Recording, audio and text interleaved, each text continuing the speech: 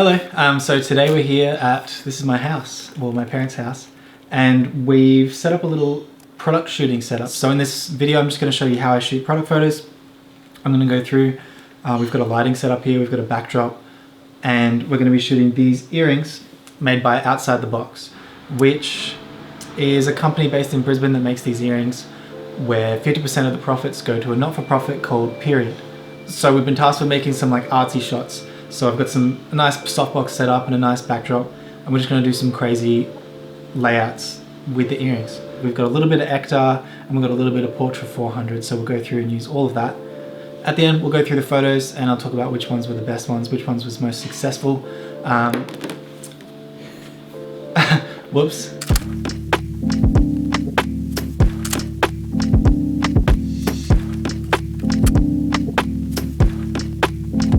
I'm going to start with Ektar 100. I'm going to just rate it at 100.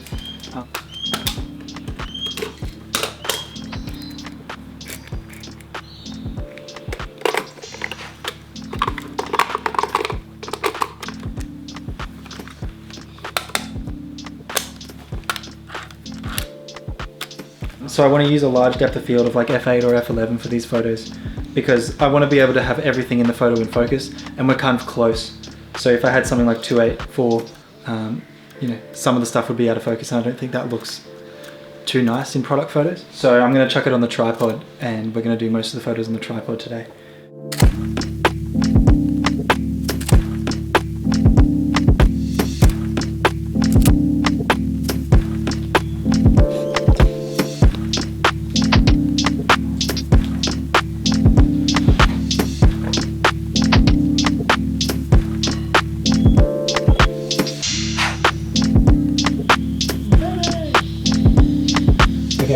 So the earrings here are vulvas. So every decision, like lighting, backdrop, every decision that I'm making, I'm trying to relate it to vulvas in some way. It sounds funny, but I think just that's kind of an interesting part about photography, is that everything in the photo can sort of be what the photo is, you know, what the photo's about. So in this case, I'm trying to decide whether I do dark shadows or softer shadows, and whether I can make a decision that is informed by what the product is. I can't. I can't really figure something out, so I'm just going to go with softer shadows so that we can have the option to darken them in post.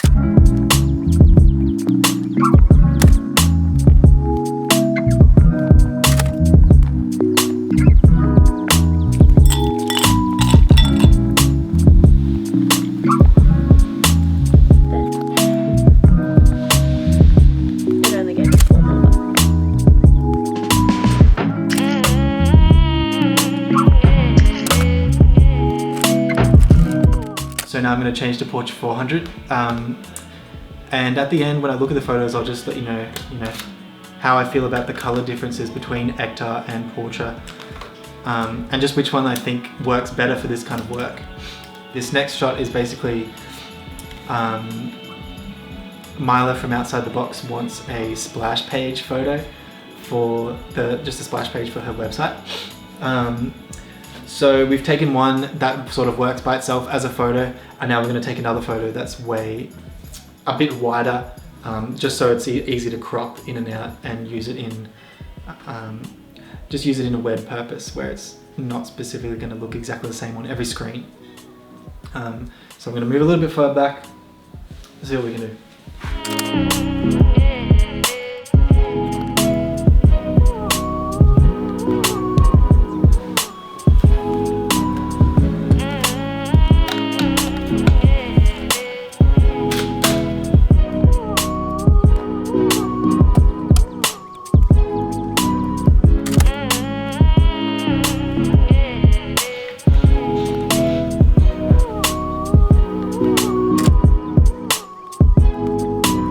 We're going to do a little bit of a minimal one now.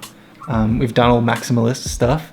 We're going to do just a couple of earrings, an empty cup, a fig, and a flower that we found outside. So there it is. That's the flower. It's not a flower. It's not a flower, apparently.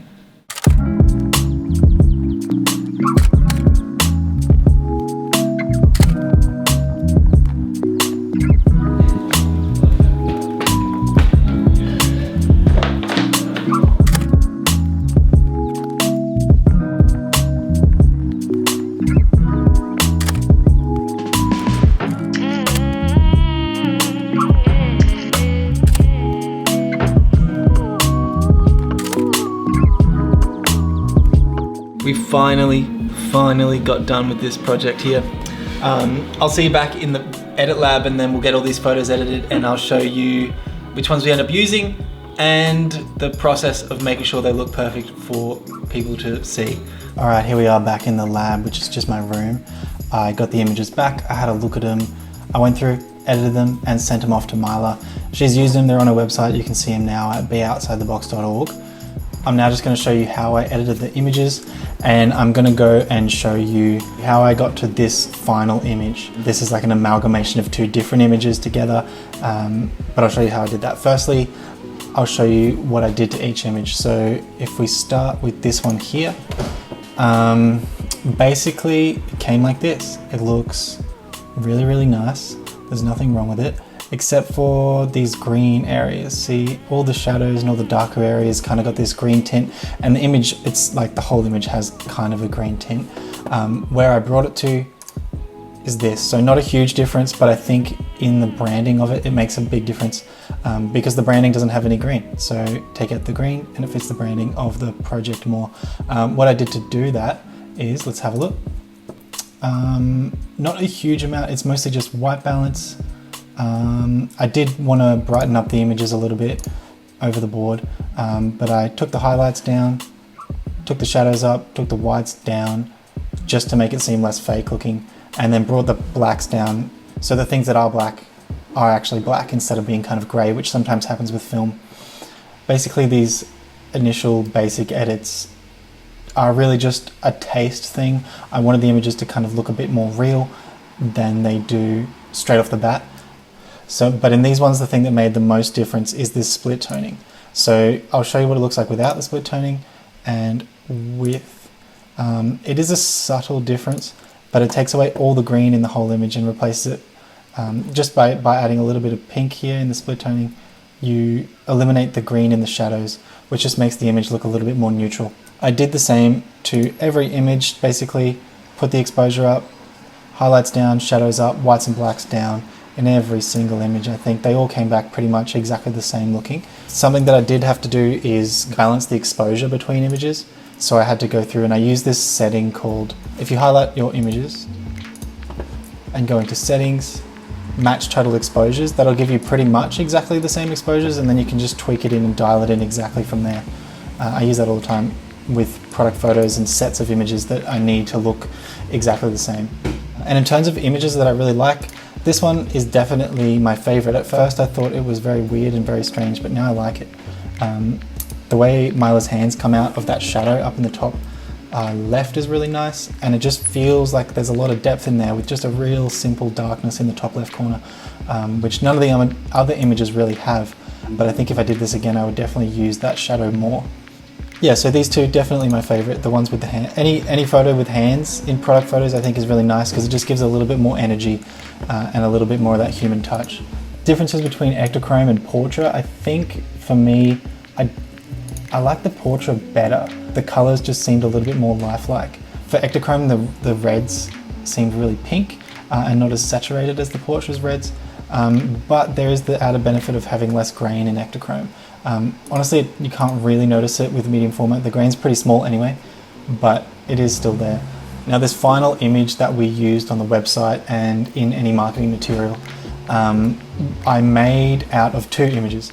Firstly, it's this image, which is kind of obviously the best image, but it doesn't really convey that these are earrings, which is just it's just a mistake that we made on the day, and that's okay. What we did have though is another version of Mila's hand holding an earring with a hook and everything, so that is obviously an earring there. What I had to do was just combine these two images. I just combined these two in Photoshop and just fixed up the hand a little bit and made everything look nice. And then we had kind of a perfect image. The lighting was obviously the same in both, so that looked fine. The only difference is that Mila's hand, when she's holding like the metallic earring piece, is actually a portrait image versus the Ektachrome image, but it kind of looks fine. I think the skin tones on the portrait one are better anyway. It is these two images combined, but I didn't want to just remove this hand because I think that would look really weird, but luckily we just had this version of the image, which is the same without the hand, so I used that one instead. We also had to make that web banner image work with her hand, so again I just used this image, photoshopped the hand in, and then we were good to go. It was a pretty fun day of taking photos with Mila. It was really nice to have someone taking care of kind of the creative direction, and that way I could just spend my time thinking about lighting and just purely thinking about the act of taking the photo. That really helped. For now, check out my Instagram and my website if you want to have a look at some more images. Next week I'll be back with another video about Cuchimudlo, which I went to last weekend, and I'm going to be testing the differences between the 80mm lens on the Mamiya 645 and the 55mm lens on the Mamiya 645. So definitely watch that one next week. Hopefully you enjoyed this one. I'll see you next time.